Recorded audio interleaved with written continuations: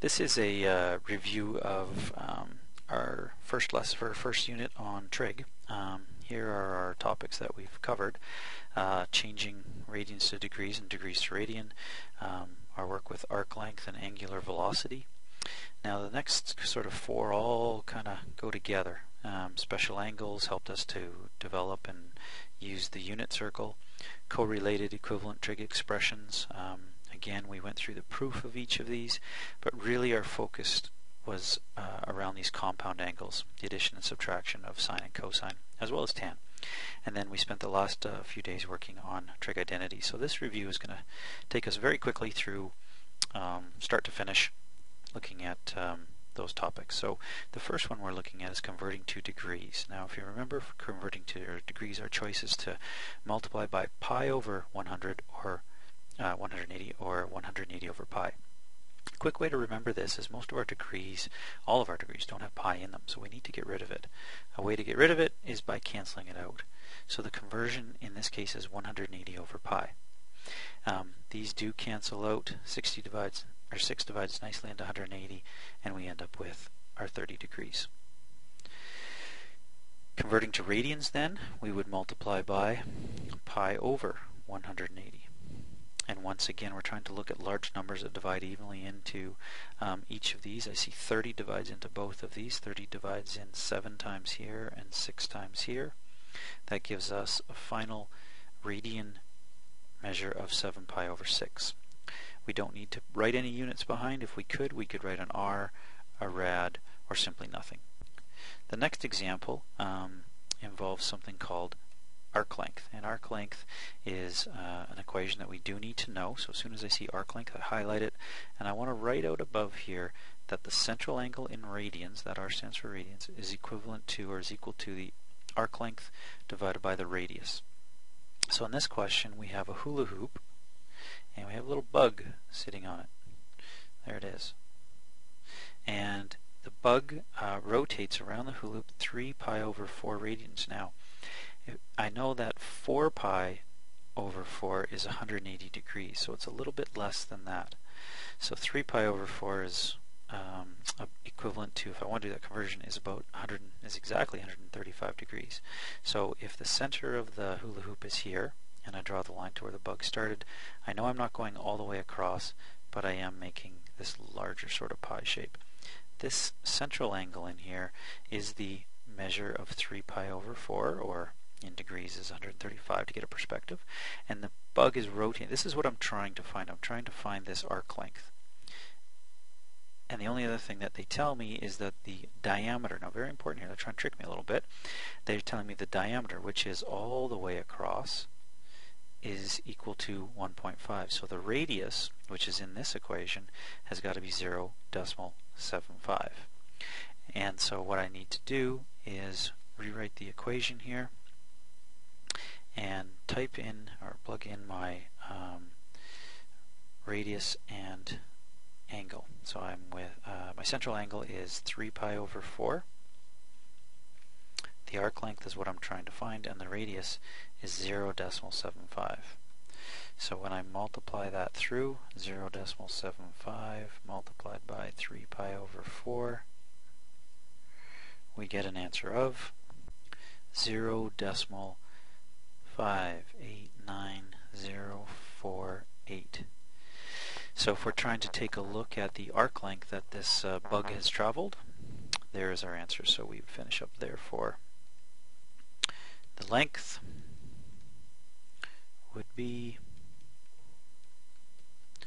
let's round it to 2 decimal places, 0.59, and in this case it would be meters, based on the meters up here. So that's an arc length question. The next question we're looking at is determining the exact value. Now the exact value means do not use your calculator. So I need to take a look at this. So my first instinct is question 1. Can I use, not even before question 1, is 11 pi over 12 on the unit circle? Because if it is, I can just pull that value out right away. Unfortunately, it's not. So the next step is, how can I break this apart into two angles that maybe add or subtract together that are on the unit circle? Okay, so I'm going to convert 11 pi over 12 2 degrees. So I'm just taking a look at this angle so I have a better idea of what it is. So I'm going to multiply by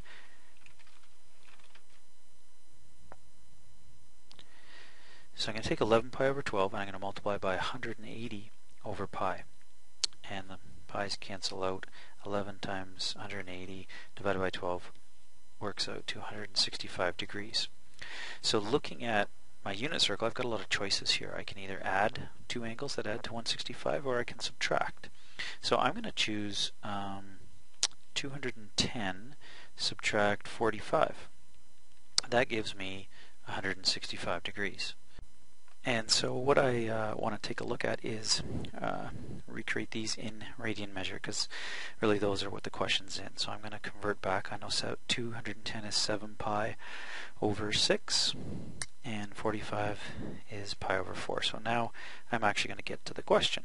So 7 pi over 6 minus pi over 4. So what I've done is I've created a compound angle. And I know when I expand this, sine of 7 pi over 6, which I'm going to pull from the unit circle in a moment, multiplied by cos of pi over 4. And remember, when we expand this, the sign is the same in sine.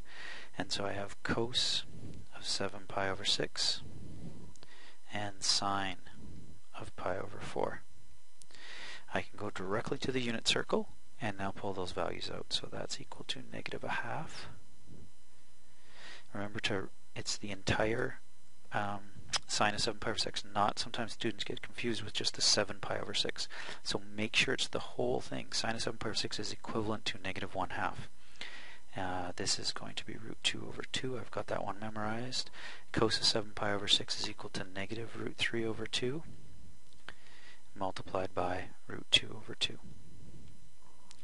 Now I need to continue working with these fractions. Multiplying the bottom, I have 4, and the top I have negative root 2, and then I know this is going to be a positive root 6 over 4, and I always like writing the radicals, the positive radicals first.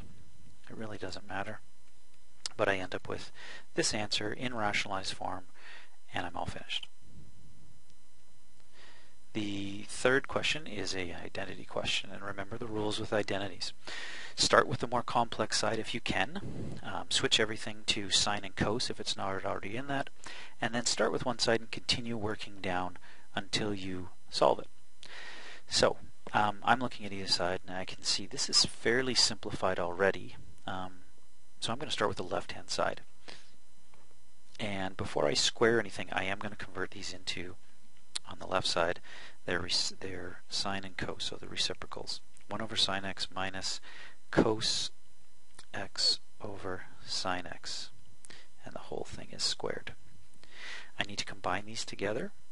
1 minus cos x all over sine x, all squared. And I'm looking and I see, well, I've got the 1 minus cos x that I had over on the right hand side, so I kind of think I'm on the right track, but it's squared. So what I need to do is I need to square the top and the bottom. So on the top I have 1 minus cos x all squared, so that means there's 2 of them there, and on the bottom I've got sine x all squared as well. Now I know that I can write sine x all squared as sine squared x, and it's the same thing. So I'm going to write out the 1 minus cos x multiplied by the 1 minus cos x on top, just to show that there are 2 there. And on the bottom, I'm going to write sine squared x. Now from my Pythagorean identity, I know that I can take sine squared x, which is on the bottom, and I can write it out as 1 minus cos squared x. Now, we cannot cancel out, there's not 2 of them here. This is cos squared x, not the whole bracket. So what we have to do is we have to take one more expansion. This is probably the trickiest part of the identity, and it's really a recognition of 1 minus cos squared. I can take 1 minus cos x and multiply it by 1 plus cos x, and that will be equivalent to 1 minus cos squared x. Now the reason I do this is because there's multiplication between these two, I can cancel them out. And so what I'm left with is, I believe, what's exactly on the right hand side, which is 1 minus cos x and 1 plus cos x. Let's go up to the top and see if that's true. 1 minus cos x, 1 plus cos x. So I'm all finished. Left side equals right side. So you can pause that video, kind of go back over and see the process. But a lot of sort of working with fractions, expanding using BEDMAS, and then kind of reworking this very important step right here of 1 minus cos squared x into 1 minus cos x, 1 plus cos x. The last example that we're going to take a look at looks to be a fairly similar one. They almost look the same, but they are different, and we do need to show that they are the same. So once again, both sides look about the same in complexity, so I'm just going to start with the left-hand side. And what I notice is I've got a secant a, so I'm going to work with that by changing it to 1 over cos of a. I'm going to focus on the bottom. So a lot of times with identities, you're just writing almost the same line over and over. And on the bottom, I have cos of a minus 1 all over cos of a. Now what I did is I recognized that this was really over 1. And if I want to find a common denominator, well, this is going to be cos over cos. So cos minus 1 is the top, and a common denominator of cos a. I'm going to take this ratio on the bottom, I'm going to flip it and multiply it. Cos of a minus 1. And what I see happen is the cos of a minus 1 and the cos of a minus 1 cancel out, and I'm left with just a cos a. That's as simple as I can get. So I'm going to go back up to my right hand side now, change the color, and I'm going to kind of repeat almost the same process. The top stays the same, or numerator stays the same, and I have 1 over cos of a on the bottom. You'll notice I'll do almost the same process over here. This is very common in identities. Cos of a plus 1 all over cos of a. Again, we're going to take this stage and flip the bottom.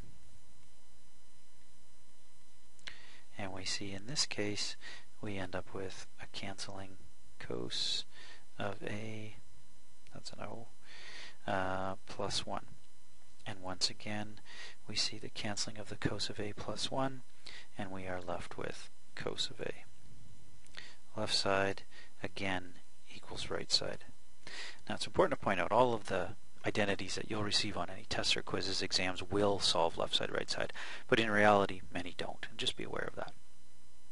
So we've gone through a number of examples. Hopefully this has cleared up maybe some questions you've had about radian measure, arc length, and then working through some of these identities.